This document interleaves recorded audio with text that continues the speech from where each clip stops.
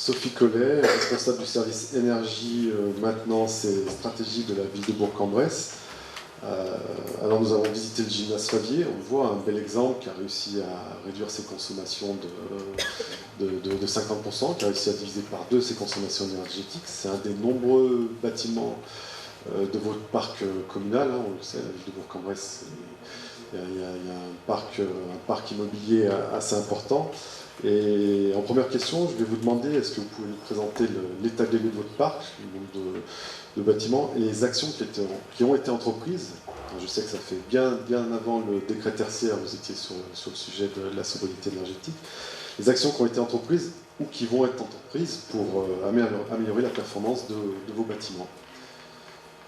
Oui, alors le parc communal de la ville de Bourg-en-Bresse, c'est 210 000 m², 270 bâtiments répartis sur 113 sites. Nous, effectivement, on s'est posé déjà il y a quelques années la question de notre empreinte énergétique. On était en 2010 à peu près à 18 gigawattheures de consommation, 14 pour les usages du chauffage et 4 pour l'usage de l'électricité. Et donc on avait eu connaissance de l'arrivée de ce décret, et en 2019 on s'est dit où est-ce qu'on en est, nous, déjà maintenant, et comment on va faire pour atteindre l'objectif en 2030. Donc en 2019 on a fait ce travail de savoir où on en était rendu sur la consommation énergétique, et donc on avait déjà fait un beau chemin puisqu'on était arrivé à une consommation plutôt de 10 gigawattheures sur les usages du chauffage, et donc on avait diminué de 25% de notre consommation. Donc un premier pas très encourageant, en sachant qu'on avait commencé par les actions les plus faciles, arrêter de chauffer de manière démesurée dans les bâtiments quand ils n'avaient pas besoin. Donc effectivement, on a travaillé depuis 2014 de manière importante sur la sobriété.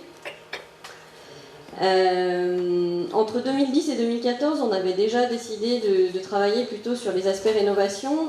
On s'était attaqué à un groupe scolaire, le groupe scolaire des Arbelles, où on avait commencé des travaux en faisant chaque été, lorsque le bâtiment est vide, une année l'isolation des murs, une année le remplacement des fenêtres, puis les combles, le vide sanitaire, changer la chaudière.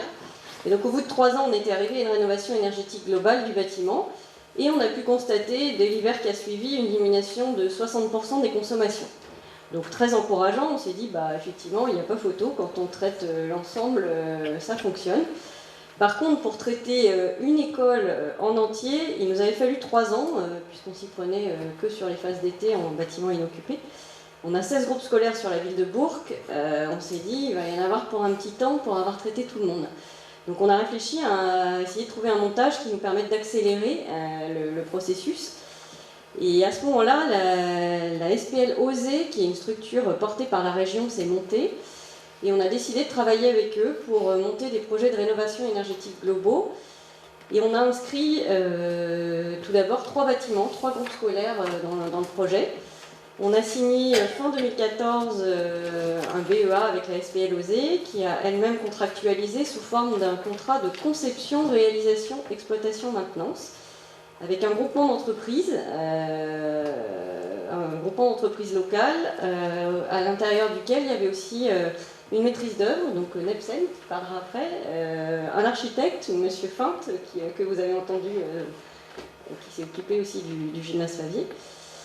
Et voilà, donc les travaux ont démarré en 2015 sur ces 3 groupes scolaires, en juin 2015, pour s'achever un an après pour la rentrée 2016.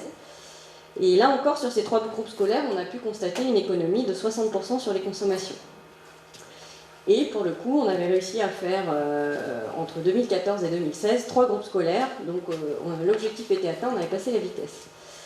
Et par ailleurs, on avait commencé à travailler sur les aspects plutôt de sobriété. Donc, je vous le disais, ne plus chauffer plus qu'il ne faut. Donc, c'est des sujets d'actualité. Aujourd'hui, tout le monde connaît ce mot sobriété. En 2014, ça parlait un petit peu moins. À l'époque, on a contractualisé avec un exploitant sous forme d'un contrat de performance énergétique. Donc, notre exploitant, c'était Dalkia, et il avait une rémunération intéressée. C'est-à-dire qu'on s'était fixé ensemble un objectif de consommation. Si on l'atteint, tout va bien. Et si on dépasse, il partage avec nous le surcoût. Donc tout de suite, il est plus présent. Et dans le cadre de ce contrat, on a été amené à travailler ensemble sur les consignes des bâtiments, parce que pour signer ensemble un contrat sur une cible de consommation, il faut aussi être d'accord sur la température qu'on veut dans le bâtiment. Donc ça nous a amené à nous interroger, et du coup on a fixé des consignes sur l'ensemble de nos bâtiments, à 19 dans nos bâtiments administratifs, dans nos écoles, à 20 dans les crèches, dans les écoles maternelles, et à 16 dans les bâtiments sportifs. Et du coup, on a pu constater rapidement une économie. Alors on s'était fixé ensemble avec Dalkia un moins 14%, et en fait on a fait moins 18% sur les bâtiments concernés, sans difficulté, parce qu'une école où il fait 23, finalement on peut facilement descendre à 20, que chacun mette un pull. Et voilà, ça a été un petit peu plus compliqué à faire accepter dans les bâtiments sportifs, parce que tout le monde avait l'habitude d'avoir chaud, et que il a fallu expliquer la démarche, mais ça s'est bien passé. Et cette démarche, c'est ce que je disais, ça, vous l'aviez anticipé bien avant le décret tertiaire, mais avec les exigences qui sont demandées, là, 2030, 2040, sur la vision de votre parc, quelle stratégie vous envisagez pour atteindre ces 40, 50, 60 ? Et effectivement, c'est une question qu'on s'est posée, parce que on s'est dit, c'est bien, on a déjà fait 25%, mais on a fait le plus facile, descendre le chauffage de 23 à 20, on y arrive, mais on ne va pas pouvoir descendre plus bas, pas beaucoup. Donc comment on va s'y prendre pour la suite ? Du coup, on a d'abord réfléchi pour cibler les bâtiments les plus prioritaires. C'était le début du mandat en 2020, et on souhaitait préparer une stratégie à discuter avec nos élus. Et du coup, on a balayé l'ensemble des bâtiments concernés par le décret tertiaire, les plus de 1000 m². On a identifié quelles étaient leurs consommations annuelles et quel était leur ratio de consommation. Et on les a placés sur le petit graphe. Alors, pour le coup, on ne voit pas grand-chose. Mais donc, tous nos bâtiments, par nature de bâtiment, ont été placés sur ce petit graphe. En abscisse, on a la consommation en kilowattheure, la consommation annuelle. Et on a redonné le ratio de consommation au mètre carré. Et du coup, on a identifié qu'il fallait viser ceux qui se trouvaient dans le cadran en haut à gauche. Donc c'était à la fois des bâtiments très consommateurs, des gros bâtiments qui pesaient beaucoup dans notre consommation communale, et en même temps des bâtiments très déperditifs. Parce qu'on peut avoir des gros consommateurs sur lesquels on a déjà fait tout ce qu'on pouvait. Ils restent consommateurs parce que il y a beaucoup de mètres carrés, mais ce ne sont plus des passoires. Donc ceux-là, ça ne sert à rien de les cibler. Et on peut en avoir d'autres qui sont des passoires, mais qui sont de quelques mètres carrés. Donc pareil, ça ne servait à rien de s'engager sur le chemin de ceux-ci. Et donc, avec ce petit graphe, on a identifié les bâtiments. Et on peut voir trois groupes scolaires, le groupe scolaire d'Audet, Pelou, Jarin, qui sont effectivement plutôt en haut à droite. Et ce sont les prochains qu'on a proposé d'inscrire dans un programme de rénovation énergétique globale, qui est en cours de préparation avec l'inscription de ces quatre bâtiments qui seront tous rénovés pour 2025. Et puis après, on a d'autres leviers qu'on a souhaité activer. Alors ça correspond exactement à ce qu'a dit monsieur Marc, donc la rénovation énergétique, on vient d'en parler via la SPL OSE sur 4 bâtiments. L'exploitation, donc on a à nouveau contractualisé avec un exploitant sous forme d'un CPE et une rémunération intéressée, un contrat qui a démarré en 2021 et qui court jusqu'à fin 2025, avec à nouveau un objectif partagé, alors qu'on avait visé lorsqu'on a écrit la stratégie à moins 6%, et l'appel d'offres nous a amené à aller un peu plus loin, on est plutôt autour de moins 8, moins 9. Après, on va poursuivre aussi la rénovation énergétique élément par élément, parce que on ne peut pas traiter tous nos bâtiments en rénovation énergétique globale, donc on continue en maîtrise d'œuvre interne via des entreprises de changer ici les fenêtres, là les isolations de combles et des isolations par l'extérieur, qui permettent de faire avancer le parc et qui nous permettent une projection à moins 10% d'ici 2030. On travaille aussi beaucoup un objectif qui nous est cher, qui est la décroissance patrimoniale, parce que les villes, les communes, historiquement, accumulent petit à petit les mètres carrés, construisent des nouveaux projets qui correspondent à des besoins nouveaux, mais sans se séparer de mètres carrés qui peut-être n'ont plus vraiment d'utilité. Donc on essaye d'avoir cette vision-là, de se dire ne gardons que les mètres carrés qui nous sont vraiment utiles, pour diminuer nos charges de fonctionnement et ne pas investir sur des bâtiments qui n'ont plus raison d'être dans notre parc communal. Et enfin, le dernier levier d'action qu'on commence simplement à ouvrir, c'est la production pour être en autoconsommation.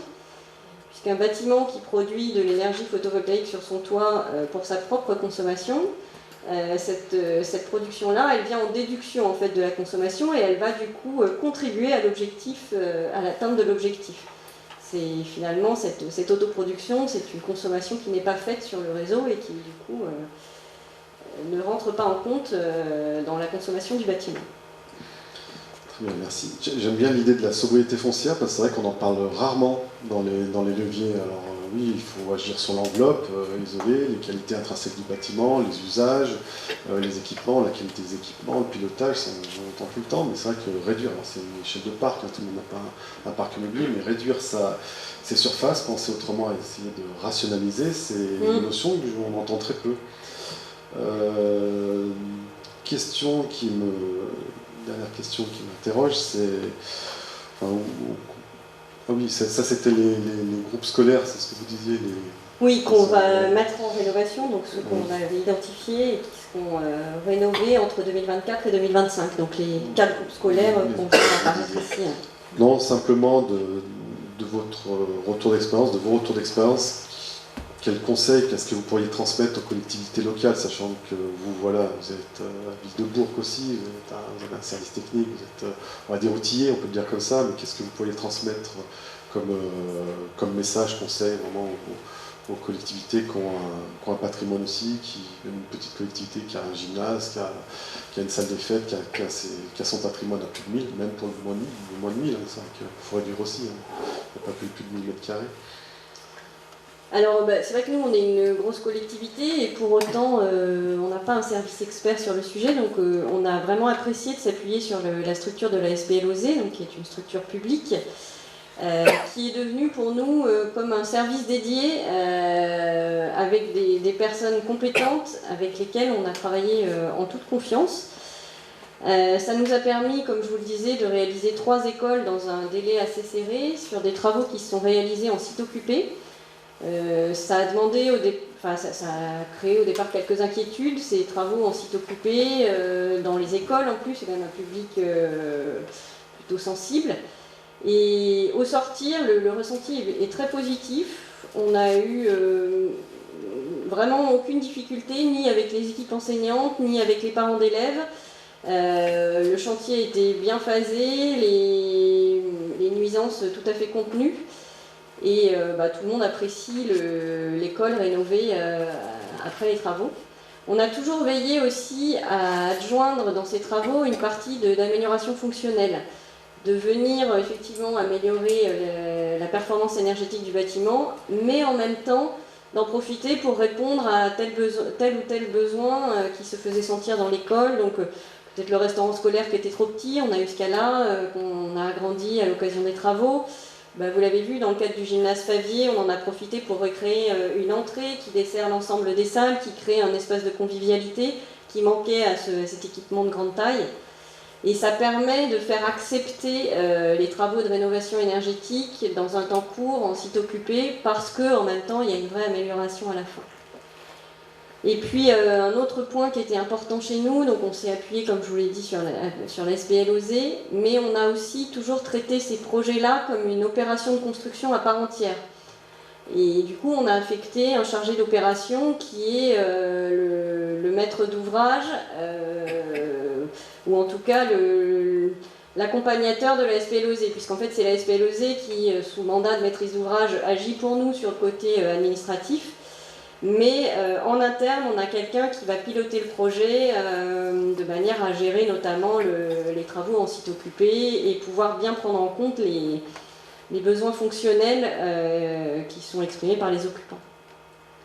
Donc ça, c'était mon retour d'expérience sur la rénovation énergétique. Après, sur l'aspect sobriété, nous, ce qu'on a pu constater, c'est que la sobriété, ça demande beaucoup de présence et d'accompagnement, de sensibilisation, expliquer pourquoi on fait les choses, venir voir sur place si les consignes de température qu'on qu'on a programmées à 19, elles sont bien respectées dans tous les endroits, si du coup le confort est au rendez-vous, s'il ne l'est pas, procéder aux améliorations, et savoir être à l'écoute des utilisateurs du bâtiment. Pour l'anecdote, une des écoles qu'on avait livrées en rénovation énergétique globale, le groupe scolaire Baudin, on n'atteignait pas du tout les cibles en consommation électrique.